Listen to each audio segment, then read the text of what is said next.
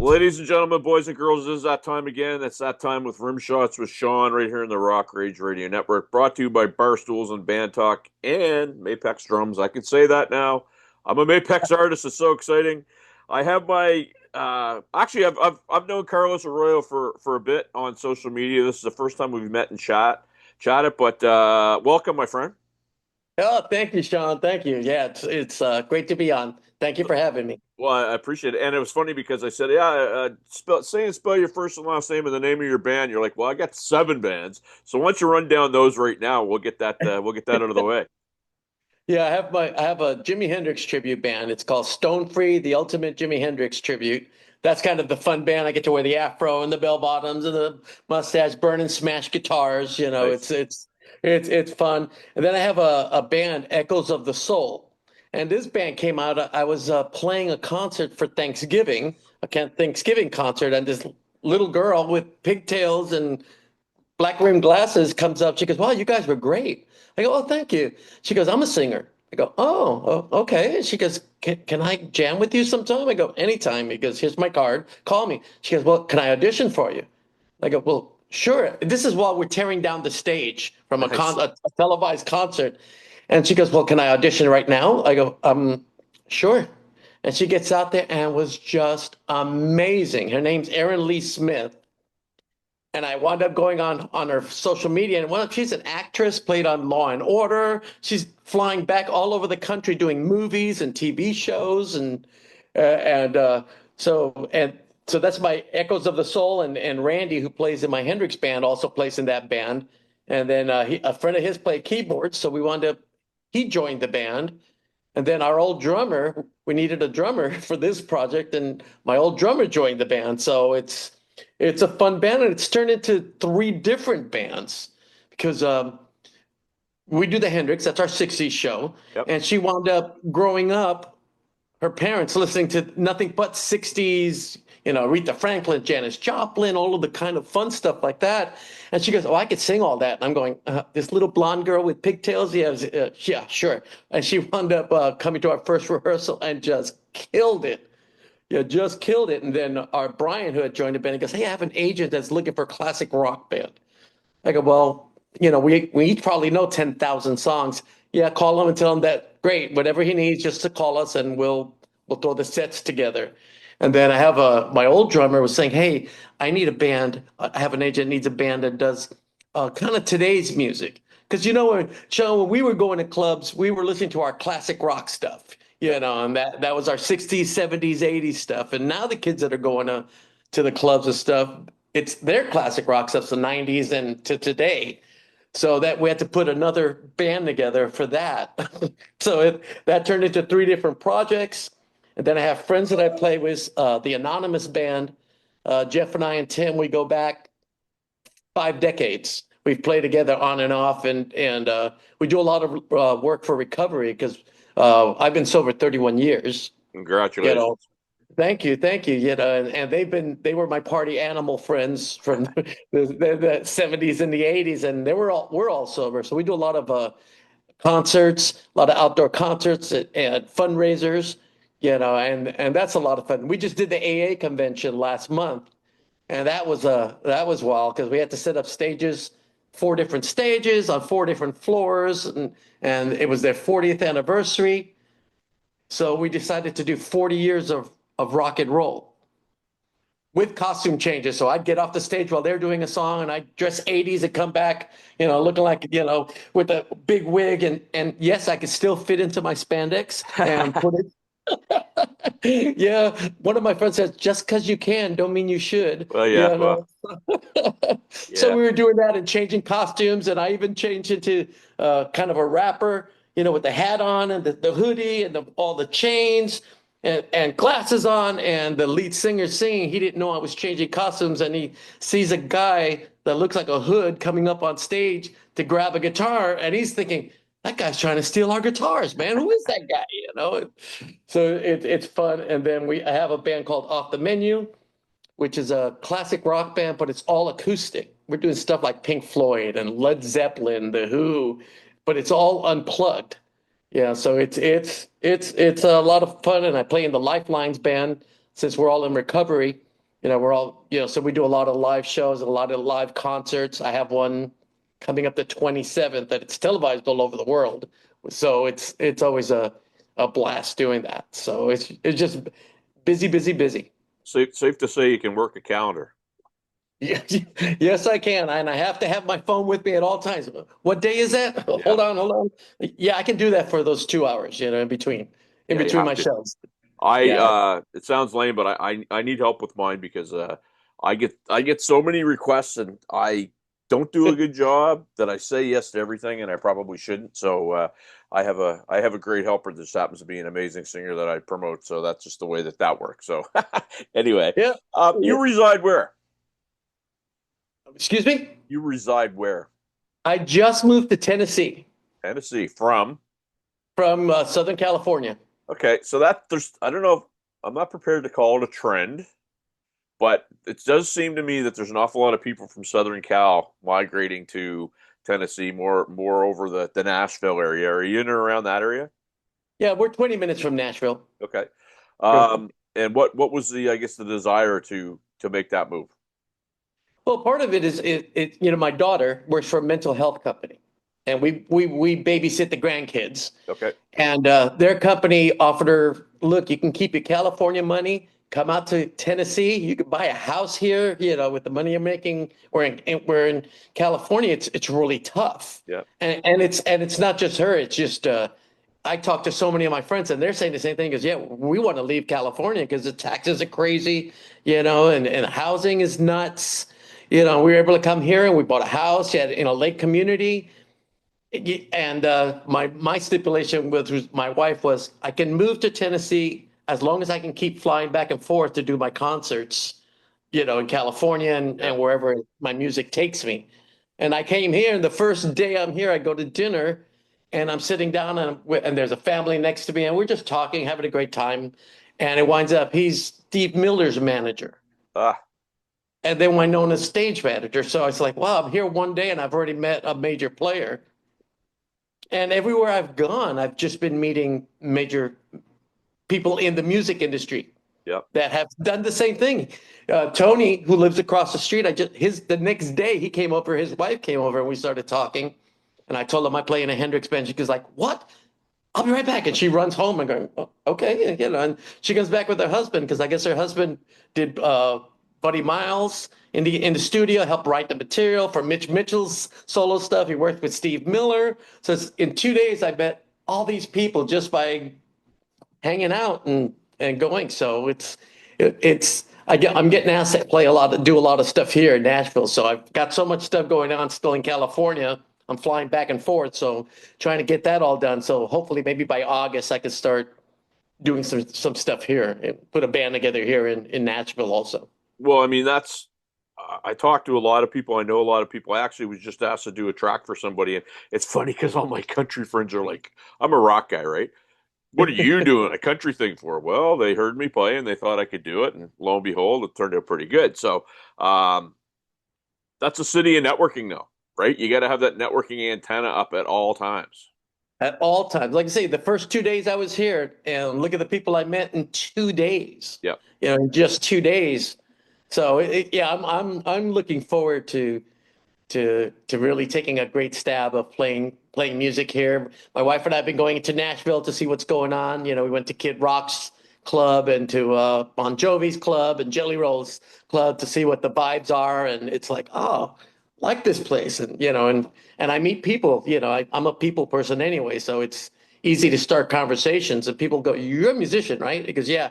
And next thing you know, here's a conversation, going on about music and places to play. And so looking forward to it. Looking forward to it. Well, I had a friend that went from here. I mean, I'm in Halifax, Nova Scotia, so I'm on the east coast of Canada, and our music scene's like whatever. And they went down, and they were like, they couldn't believe how vibrant it was, how amazing it was. Like from door to door to door, just it's incredible. It must be pretty cool to be in that environment. It is. We moved here. Like I say, that Friday I met people, that Saturday I met people. So Sunday we decided, let's go into Nashville. Yep. I heard so much about it. And it's like exactly like you said, wall to wall clubs. It's all wall-to-wall clubs, and a lot of the clubs are 2 and 3 story, and they have 2 and 3 bands playing. Every floor has a band. They have a band on the roof. All the windows, the front windows, they open them all up so they can attract people with the music. Yeah. And it's crazy. Like I say, we did that last weekend. My wife and I said, let's go to Nashville to have a little fun. And we were there all day and just going bar hopping from one bar to another and just eating. Because like I say, I don't drink anymore, but she does. Yeah. And so we just sat there, we ate, and just went from club to club, hearing bands play. And it was what a blast. Like I say, it's just that street Broadway is just wall to wall clubs, wall to wall people, and music going on. It's funny because anybody that comes from an environment that makes money. When I say makes money, they get paid when they play. Has a hard time wrapping their head around the Nashville way, because the Nashville way is very much you sing for your supper, you play for the tips. Some places will do guarantees, but for the most part, I've become good friends with Mitch Redmond, who plays with Jason Aldean. He's a drummer with Jason Aldean, and he's like, I was waiting tables and playing for tips before I even got any sort of shot at anything. And I think some people, I won't say they get offended by it, but I don't think they like it a whole lot. Is that a fair statement? I would think so. It's like, when I lived in the LA area, everywhere you go for restaurants and to eat, or every single waiter, every waitress, they're all starving actors. Yeah. Now when we moved down here, it's the same vibe, but with starving musicians. Yeah. Yeah. Yeah. And it is that they play for tips. They're playing for tips. Even a lot. I went to a couple of the bars where the bartenders work for tips. Huh. Yeah, Well, so that's tough when when you're used to getting paid all the time. you're almost like a commissioned salesperson, 24/7, right? It is, and it's funny. My wife and I were when we were walking through Nashville. There was a band playing here, with a girl singer, and then we go to another bar, and they finish their set. I go, let's go to another bar and check out another band, and we get in there, and isn't that the guitar player and the singer from that band we saw at this club? And they do. You're walking down the street and everyone's got a guitar on their back and a little amplifier. Yeah. Yeah, they're just going from club to club, just trying to make a buck. I was in Ireland not last summer, the summer before. I went and played a wedding, and we spent a week in Dublin after we were done that. And it was the same thing. Every corner you went to was a bar. It was vibrant. I have a picture of me 10 o'clock on Tuesday with my arms out. Every bar is packed. And I'm thinking, do these people work? Like, what the heck is it? And some of it were tourists, but their culture over there is very different. But it's vibrant. Like, I'm still, in a sense, waiting for my hometown to, wake back up again after, everything that happened. But it's great to hear stuff taking place everywhere else. I think it's fantastic. Oh, it is. It's like I say, we went down. It was fun, and I'm just fortunate that I can still fly back and forth to do shows in LA, and it's funny. As soon as I move from the LA area and I come down here, then it's like, well, this person's doing a tour. They wanted to know if you'd be interested in doing shows with them. Major artists like, where were they when I was out there in LA, 2 months ago, and then a friend calls, he goes, hey, this guy got a hold of me. And I don't want to mention names. I don't want to jinx and stuff, but, and he goes, he's a major artist. And he goes, hey, he saw one of your videos and thought, wow. So he'd like to know if you could do some shows we'd like to do some shows with him. On the West Coast. I go, yeah. He goes, to fly back and forth, though, I told him, you got to get him set up where I'm doing a Friday night and a Saturday, or doing 2 or 3 shows during the week to make it worth my while with, flying back and forth for all of these shows and equipment and everything else. Now my band in the band's in LA because, well, are you going to book stuff in Nashville for us so we can come down to Nashville and play? Sure. So I go, hey, you know me, I'll play anywhere, anytime. I just love playing. Are you covering those flights yourself? Yeah, I'm covering my own flights because a lot of the stuff I'm doing is like the AA convention. It's fundraisers, charity. So I've been doing those. So sure. I told him on these. He goes, when these start, if they come to fruition, he goes, we've got to make sure those expenses are covered in there if they want me to fly back and forth to do shows. Sure. No, for sure. Yeah. Because everybody loves to play. However, you have to draw the line somewhere, right? That line is my wife. Yeah, yeah. So she goes, I know you're a professional volunteer and if you don't say no. He goes, but you're gonna have to now that we're living, 1,500 miles away from where you're always playing. He goes, that those costs have to get covered. So Well, yeah, and I mean one of the things, and you can certainly appreciate this because the whole, and it's not an exposure play for you, but I mean sometimes, if you're set up that way, then people just figure that's the way it is, and they just, they don't offer. I'm not saying that those organizations wouldn't, but there is kind of sometimes the appearance that, you know what, get Carlos. Carlos gets his own way here. He's amazing, right? yeah. So, but like I say, now that we're living here, I've got to budget a little different than living Yeah. in LA, for these things. And like I say, those tours, if they get them set up, it goes, it'll pay for my expenses. So as long Yeah. as that's going, then I can do tours. But to go out and have to pay my own expenses, then no, not at this time. Well, And I mean, especially with my band, they want to come here to Nashville. I same go, that's thing. got to get covered. That's, Absolutely. Well, I mean, I'll give you an example. So there was a festival here around here where I am, and they were paying for some advertising. And then they contacted me and they said, "Hey, do you want to, we'll get you a media pass. You want to come and cover the festival?" Okay, what's involved? Basically, what was involved is, do your thing, Sean. Me go there, uh, free of charge, and they're in a roundabout way trying to do the exposure play. And it's like, well, you guys don't understand. I'm meeting guys like Carlos, where he's in Nashville, and I've kind of get this thing in my hometown that I'm being snooty, but it's not. Guys like you are helping out and coming on board, and other guys are kind of dragging their feet till they need me. So that's why I asked that question, because I really think the whole missionary work side of things has to sometimes curtail, if that makes sense.